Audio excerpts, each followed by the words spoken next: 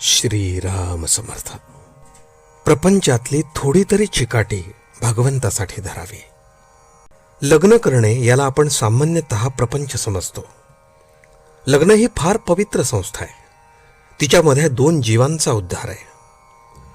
ज्याप्रमाणे गुरु आणि शिष्य यांचा संबंध असतो, म्हणजे दोघांचे मत एकच असते, त्याप्रमाणे पती आणि पत्नी यांचा संबंध असावा.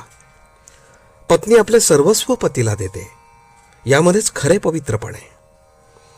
लग्नाचा पवित्रपणा ज्यावेळी नाहीसा होईल, त्यावेळी आपल्या धर्माचा पायाच उखडला असे समजावे. आपली अशी समजूत असते की लग्न केले तेव्हा सुख हे लागणारच. जे जे परमेश्वराने निर्माण केले ते माझ्या सुखासाठीच केले असे आपण म्हणतो. वास्तविक एकच वस्तू ठेवली आणि ती सर्वांनी घ्यावी म्हटले तर सर्वच एकट्याच्या हाती कशी येईल? बायको म्हणते, मी माहेरी 16 वर्षे तपश्चर्या केली आणि आता यांच्या पदरात पडले, तेव्हा यांनी मला आता सुख द्यावे. पोरांना वाटते, आमची इतकी पुण्याई म्हणून यांना इतका पगार झाला, तेव्हा यांनी नाही का आमचे लाड पुरवू? खरोखर सुखाकरताच प्रत्येकाची धडपड चाललेली असते, परंतु खरे सुख कशात आहे हे कळून सुद्धा आपण डोळ्यांवर कातडे ओढून घ्यावे त्याप्रमाणे तिकडे दुर्लक्ष करत असतो. प्रपंचात सुख मिळावे म्हणून आपण जी चिकाटी धरतो, तिच्या 1/4 चिकाटी जरी भगवंतासाठी आपण धरली तरी आपले काम भागेल. आनंदाच्या प्राप्तीसाठी आपण जे साधन आज करतो आहोत ते चुकीचे आहे. तात्पुरत्या सुखासाठी आपण आज धडपडतो, त्यापासून दुःखच पदरात पडते.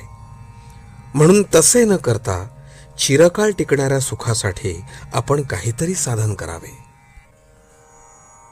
जगामध्ये प्रत्येक गोष्टीला बंधन आहे. प्रत्येकाचे नियम ठरलेले आहेत. त्या नियमांचे उल्लंघन करणे म्हणजे अनावस्था आणणे होय. त्याप्रमाणे कुटुंबामध्ये प्रत्येक माणसाचे कर्तव्य ठरलेले आहे. असे कर्तव्याचे वळण जिथे असते त्या घराला वळण आहे असे म्हणतात. ज्या घरामध्ये वळण असते ते घर सुखी होईल.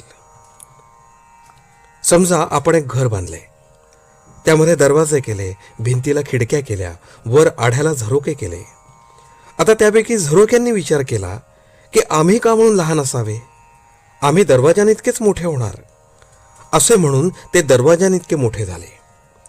खिडक्यांनीही तोच विचार केला आणि त्या सगळ्या दरवाजानितक्या मोठ्या बनल्या. असे झाल्यावर त्या घराचे काय होईल? हे जसे योग्य नव्हे, तसे ज्या घरामध्ये प्रत्येक जण आपलेच मत खरे म्हणतो आणि जिथे वडील माणसांविषयी आदर नसतो, त्या घराचा विचका व्हायला वेळ लागत नाही. आजचे बोधवचन. आपल्या घरातील वातावरण शुद्ध, शांत आणि पवित्र असावे. जानकी जीवन स्मरण. जय जय राम.